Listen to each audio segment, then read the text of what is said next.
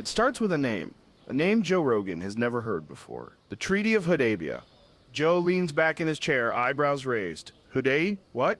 What even is that? Sounds like some ancient scroll or something. The name rolls strangely in the mouth, heavy with history, unfamiliar to most people in the West. But for Muslims around the world, Hudaybiyyah is not just a treaty, it's a turning point. A moment in time where patience, strategy, and faith change the course of history. The narrator's voice cuts in. Calm, deep, deliberate.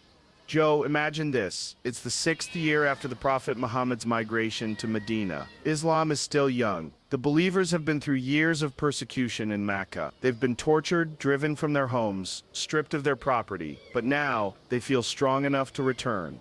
Joe tilts his head. Return? Like, take back their city? Not yet, the narrator explains. Not for war, for worship. And this is where the story already feels unusual. The Prophet ﷺ was not marching with swords drawn for battle. He was leading over 1,000 of his companions, unarmed, carrying nothing but the simple tools of pilgrimage. They were dressed in the plain white garments of ihram, the sacred state of a pilgrim. No armor, no shields, no war banners, just a people on a journey to pray at the Kaaba, the most sacred place in Islam. Joe squinted. So if they weren't attacking, why didn't the people in Mecca just let them in? The narrator pauses for a beat, because in the minds of the Quraysh, the ruling tribe of Mecca, the Muslims were still enemies, still a threat. The Quraysh had fought them before, and they weren't going to risk letting them march into the city, even unarmed. Joe nods slowly, like he's starting to feel the tension. Okay, so you've got 1,000 people traveling for a holy ritual, they're peaceful, and the other side still blocks them? That's messed up. The camera in our minds zooms in on the dusty road to Mecca. The pilgrims reach a place called Hudaybiyyah, just outside the city. It's here that the Quraysh send out armed riders to block the path. The Muslims stop. The Prophet ﷺ calls for negotiation. Joe, the narrator, continues, this is the first big moment. In the middle of the Arabian desert, at a well called Hudaybiyyah, two groups, sworn enemies, face each other. On one side, a people who only want to pray. On the other, a power determined to keep them out. Joe shakes his head. Man, you can almost feel the standoff. But it's more than a standoff. It's the beginning of something strange, something no one on either side could have predicted. The narrator paints the scene. The Prophet ﷺ sends emissaries to talk to the Quraysh. Tense conversations follow. Days pass. The Muslims set up camp, unsure if they will be allowed to continue their pilgrimage. The desert air is heavy with uncertainty. Everyone knows how easily this could turn into bloodshed. And then, a proposal emerges. Joe leans forward. Here we go. The Quraysh suggest a treaty, an agreement that will allow the Muslims to return home, without completing the pilgrimage, but with a promise that they can come back the following year. There are other terms too, terms that seem harsh, terms that don't look like a win for the Muslims. But that part of the story comes later. Right now we're still at the moment where the Prophet ﷺ has to decide, do we fight, or do we agree to talk? Joe's voice comes in again, curious. So wait, you've got 1,000 people, you've marched all this way, you're at the doorstep of your holy site, and now you're just going to sit down and negotiate. That must have been a tough call. The narrator answers, it was more than tough. For the companions of the Prophet ﷺ, this was deeply emotional. They had been dreaming of the day they would return to Mecca, to walk freely into the Kaaba, to reclaim their right to worship. And now here they were, just a few miles away, and someone was telling them not this year. We hear the shuffle of sandals in the dust, the murmurs of frustration. Some companions even questioned the decision to stop. Why not just push through? Why not fight for their right to pray? And here the narrator slows down, lowering the voice, letting the weight sink in. But this is where the story starts to reveal its real power, because what happens next will show that victory isn't always about winning the moment. Sometimes it's about planting the seed that will grow into something far greater. Joe nods, still looking puzzled. I mean, I get the idea of patience, but man, when you're that close, that's gotta feel impossible. The narrator smiles in the void. And that's exactly why this story has been remembered for over 1,400 years, because the Prophet Muhammad ﷺ saw something his companions couldn't see yet. He understood that this moment wasn't just about this year's pilgrimage, it was about the future of the entire Muslim community. The camera in our imagination fades to the campfires at Hudaybiyyah. The Muslims sit in small circles, speaking quietly. Some look at Mecca's distant lights, just visible over the desert hills. Others look at their leader, waiting for his decision. Joe's voice cuts in softly. It's like, this is the moment where you either explode or you take a deep breath and think long term. Exactly. The narrator concludes this opening chapter with a note of suspense. The Treaty of Hudaybiyyah will go down in history as one of the most strategic, most misunderstood, and most inspiring moments in the life of the Prophet. But before we get to the treaty itself, and why it was unlike any agreement ever signed in the Arabian desert, we have to understand the stakes. Two sides, one sacred city, and a leader willing to walk away, to win something far greater than a single victory. Joe exhales sharply, almost like he's shaking his head. Man, now I gotta know what happens next. The story is just beginning. The road to Makkah should have been a journey of peace, but instead, it became a journey of waiting, tension and unanswered questions. The sun is high over the Arabian desert. The Prophet Muhammad al-Sallallahu and his companions remain camped at Hudaybiyyah, just outside the city they long to enter. The Kaaba, the house built by Prophet Abraham, is so close they can almost feel it. But the Quraysh, the powerful tribe ruling Makkah, refuse to let them in. Joe's voice comes in, a mix of frustration and disbelief. Man, that's like walking all the way to your childhood home and then somebody standing at the door saying, nah, you can't come in, even though you've got every right to be there. The narrator's tone softens. And for the Muslims, this wasn't just about a building, it was about the center of their faith. The Kaaba wasn't a symbol they could just walk away from, it was the heart of worship, and now, it was blocked from them. Some of the companions start to murmur. We have the numbers, they say, we have the courage, we could fight our way through. The desert wind carries their words into the quiet camp. Joe jumps in again, curious. So why didn't, if you've got over 1,000 people ready to go, why not just push through? The narrator answers slowly, with the weight of history, because the Prophet al-Sallallahu knew something they did. He knew that even if they could fight their way into the city, it would mean bloodshed in the holiest place on earth, and he wasn't willing to stain the sacred ground with violence. It's hard for the companions to understand. Many of them had fought at Badr and Uhud, risking their lives in battle. They weren't afraid of conflict, but this time, the order from their leader was different. Wait, be patient, hold the line without drawing the sword. Joe's tone is thoughtful now. Man, that's discipline. That's next-level restraint, because I know if you've been wronged, and you're right there at the finish line, your instinct is to take what's yours. The narrator continues painting the scene.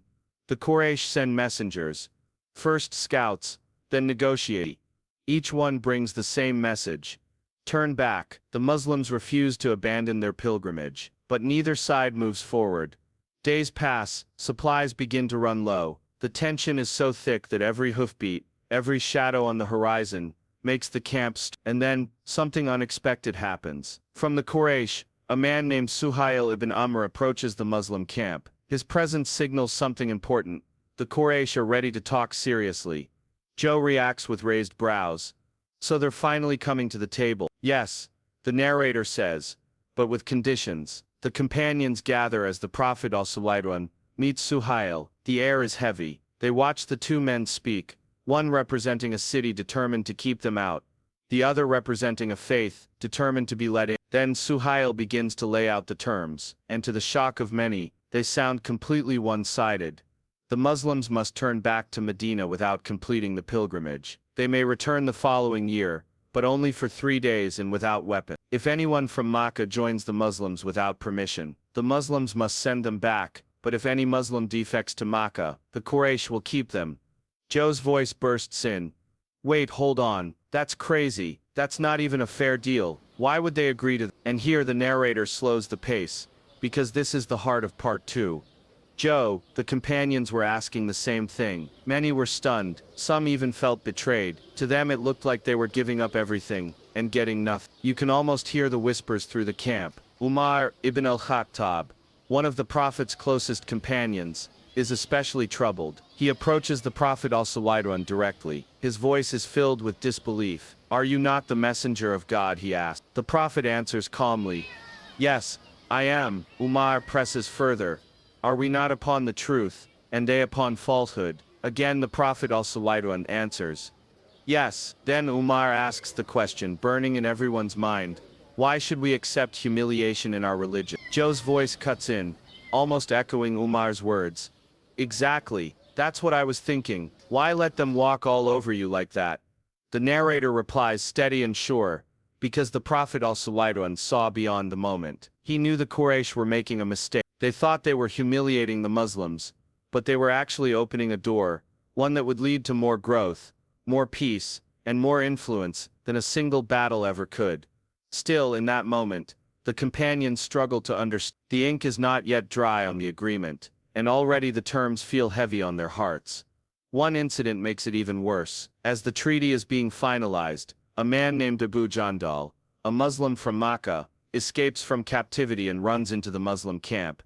His wrists still chained. He begs to stay with them, but under the treaty's terms, the Muslims must send him back.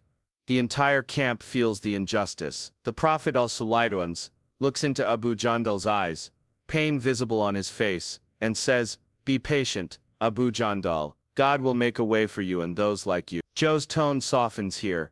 Wow, so you're telling me this guy finally breaks free, runs to his people, and they have to hand him back. That must have been heartbreaking. The narrator agrees. It was, and it tested every ounce of patience they had. But the Prophet ﷺ never wavered. He knew that the treaty, as unfair as it seemed, was the path to something greater. And so, with heavy hearts, the Muslims agree. The treaty is signed, the pilgrimage is postponed, the journey back to Medina begins. But here's where the narrator leans in, lowering the voice. What no one realized at that moment was that this treaty, this so-called loss, was actually the biggest win they could have hoped for. Because in the months to come, the agreement would give the Muslims unprecedented freedom to interact with people across Arabia. It would remove the constant threat of war, and it would allow the message of Islam to spread faster than ever before. Joe exhales slowly. So it's like they lost the battle, but won the war. The narrator smiles in the voice. Exactly, and the Quran would later reveal a verse, calling this moment, the Treaty of Hudaybiyyah, a clear victory. But that's a part of the story we'll get to soon. For now, we leave them walking away from Makkah, hearts heavy, not knowing that they're walking straight into one of the most strategic victories in history. The sound of distant camel bells fades, the desert stretches out before them. The lesson, still hidden. The caravan is on the move again. Sand crunches under tired feet. The Muslims are heading back to Medina, not as victorious pilgrims, but as people who've been told come back next year. For many, the journey feels heavier than the desert sun. The unfair terms of the treaty echo in their minds, each one like a fresh wound. Joe's voice comes in, shaking his head.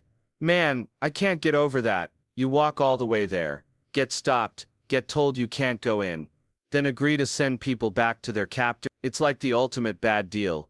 The narrator's voice is calm but knowing. That's exactly how many companions felt. They were warriors, believers, and survivors, and they had just agreed to conditions that on the surface looked humiliating. The terms were crystal clear and painful. First, no pilgrimage this year. Second, when they return next year, it will be for 3 days only, unarmed except for a traveler's sword.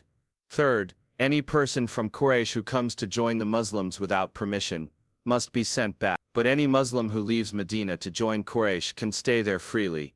Joe interrupts, incredulous. Hold on. So, if somebody escapes to be with you, you have to send them back, but if one of your people defects, they get to keep them. That's brutal. That's like playing a game where only one team can score. Exactly, and that's why Umar ibn al-Khattab, one of the strongest and most respected companions, was struggling. He couldn't understand why the messenger of God, the man they followed into battle, the man who received revelation, would agree to this. Umar later said, "I never doubted so much in my life as I did that day." The narrator continues, but the Prophet ﷺ wasn't thinking about pride. He wasn't thinking about the headlines of the moment. He was thinking long-term beyond what the eye could see. And that's where this gets interesting. Joe's voice leans in with curiosity. So you're saying, this was like chess? He's thinking moves ahead. The narrator's tone deepens. More than that, he was thinking about the psychology of his enemies. The Quraysh thought they had forced the Muslims into a weak position, but in reality, they had just given them breathing room. And in that breathing room, Islam would grow faster than ever before.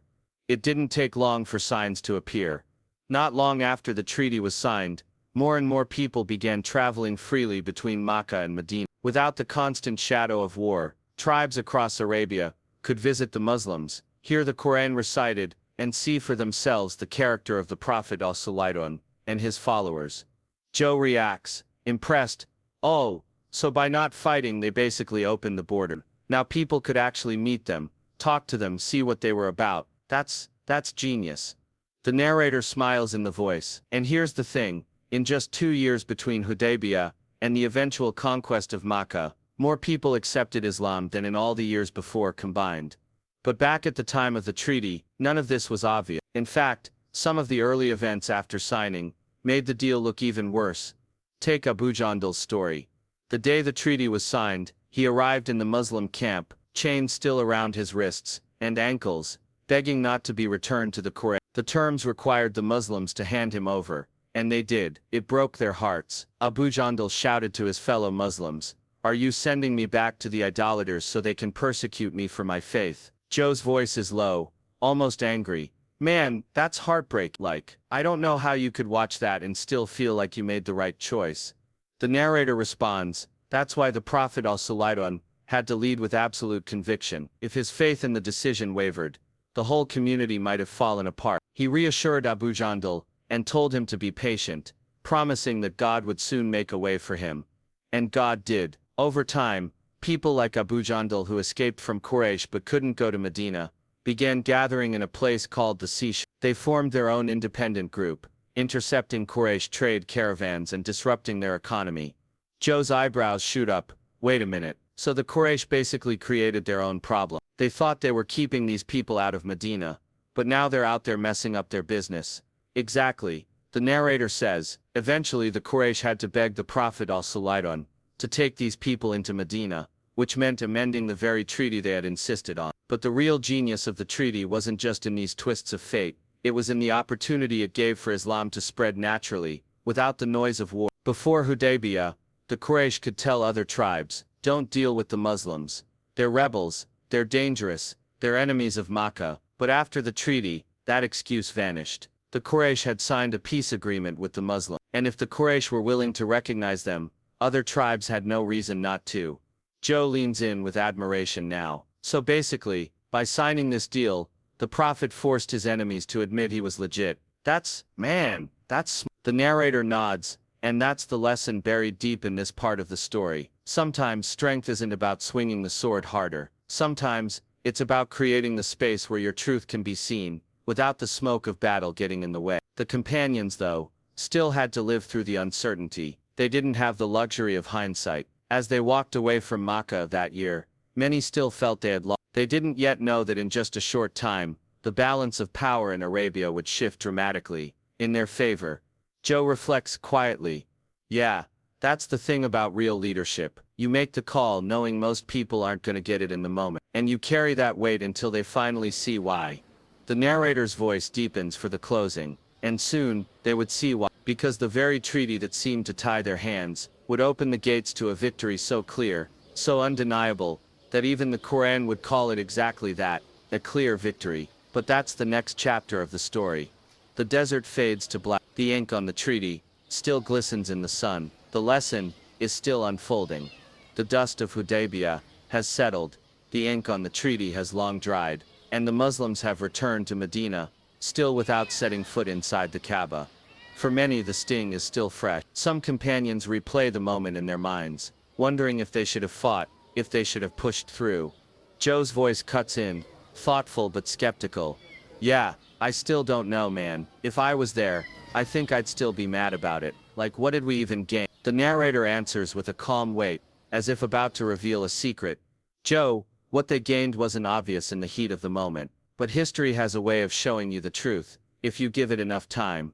At first, life in Medina seems unchanged. The Muslims go back to their routines. The Quraysh remain in control of Makkah. The treaty terms are in place. But then, something begins to shift.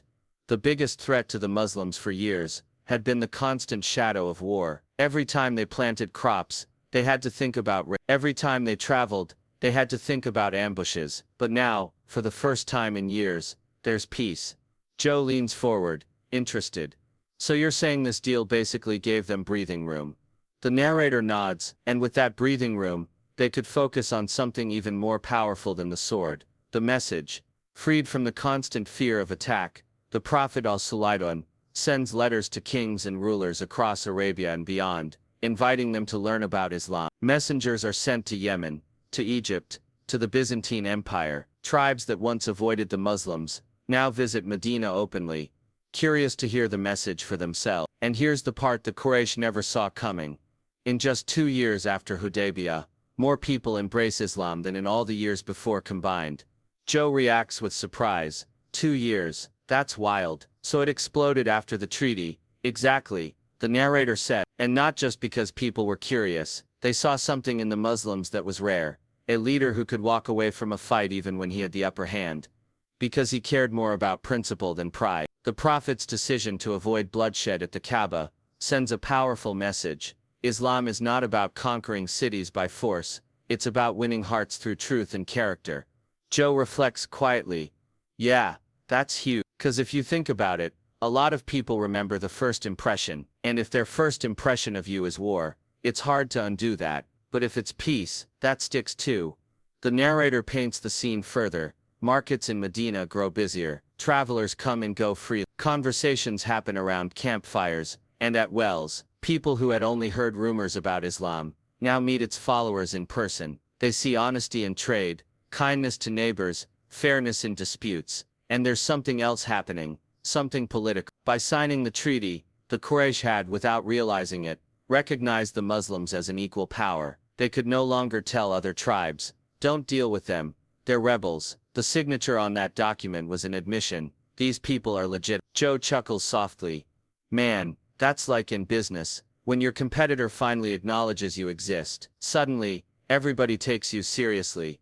But it's not all smooth sailing. Remember Abu Jandal, the man in chains sent back to Makkah. He doesn't disappear. Along with others like him, he forms a small independent group. On the trade route between Makkah and Syria, they don't answer to anyone. Not even Medina, but they make life miserable for Quraysh caravans. Eventually the Quraysh are so desperate to stop the losses, that they send a request to the Prophet ﷺ.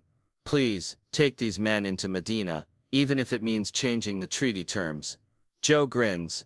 Oh, that's rich. The same guys who insisted on the rule are now begging to break. The narrator nods, and that's the irony of Hudaybiyyah. The Quraysh thought they were winning the day they signed it, but every month that passed proved the opposite. The real turning point comes when the Quraysh break the treaty entirely. One of their allied tribes attacks an ally of the Muslims, violating the peace agreement. This gives the Prophet ﷺ a clear, justified reason to march to Makkah, this time without the element of surprise or accusations of aggression. Joe's eyes widen. So, now they've got the moral high ground and the numbers. Yes, the narrator says firmly, and when the Prophet ﷺ finally marches to Makkah, it's with 10,000 companions, not to slaughter but to liberate. The city falls without a battle. The Kaaba is cleansed of idols, and it all traces back to the patience of Hudaybiyyah. Now the wisdom is impossible to miss. The loss was actually the foundation of the greatest victory in the Prophet's lifetime. Joe's tone shifts. There's respect now, even awe. Man, that's a masterclass. That's leadership at a whole other level. Most people would have fought just to save face, but he played the long game, and it worked. The narrator concludes this part with a slow, deliberate tone, and that's the lesson for anyone listening today. Not every setback is a defeat. Sometimes it's the space you need for your greatest victory to take shape. The Treaty of Hudaybiyyah wasn't just a deal between two sides. It was a blueprint for patience, strategy, and faith working together. The desert scene fades. We see the Kaaba in the distance, still waiting for the day the Muslims will return. That day is coming, and when it does, it will be without bloodshed, without vengeance, a victory so pure that the Quran itself will call it just that, a clear victory. But before we open that verse, before we hear what God himself said about this moment, there's one last, the step where the story and the lesson meet, and where every listener is left to ask themselves, what is victory, really? Joe's voice fades in with a final thought for this chapter. Yeah, I think I get it now. Sometimes you don't win by swinging hard. You win by waiting for the moment when winning means something bigger. The stage is set for the final revelation. The stage is set. The dust has settled. The treaty, once doubted and despised, is now the bridge to a new era. Joe Rogan leans forward, voice low and thoughtful. So, after all that waiting, all that tension, what does the Quran say about this moment? What does God himself say?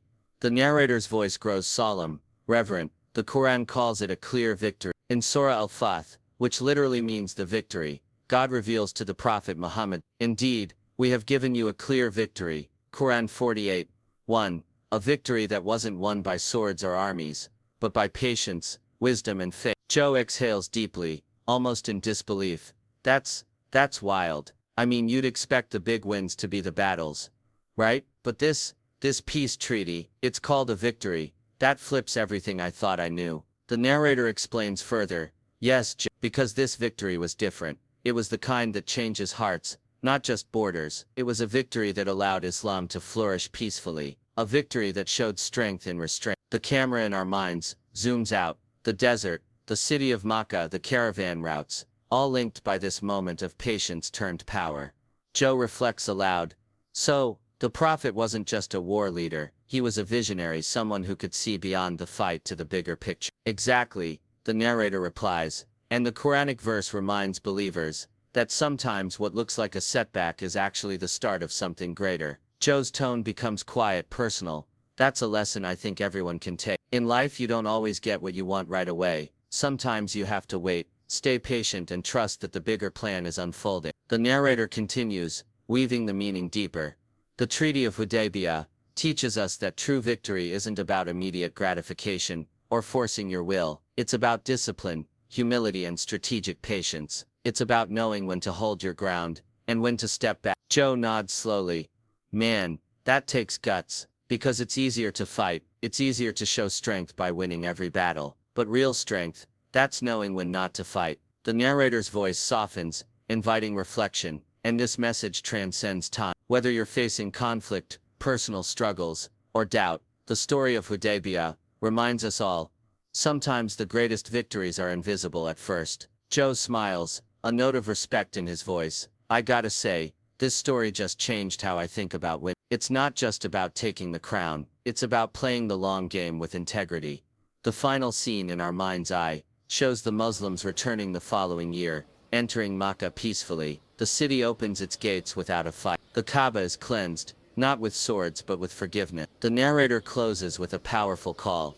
In a world that often rushes for quick wins and instant gratification, the Treaty of Hudaybiyyah stands as a timeless reminder. Patience and faith can turn even the toughest moments into the clearest victory. Yeah, that's the kind of story that sticks with you. Real wisdom, right there.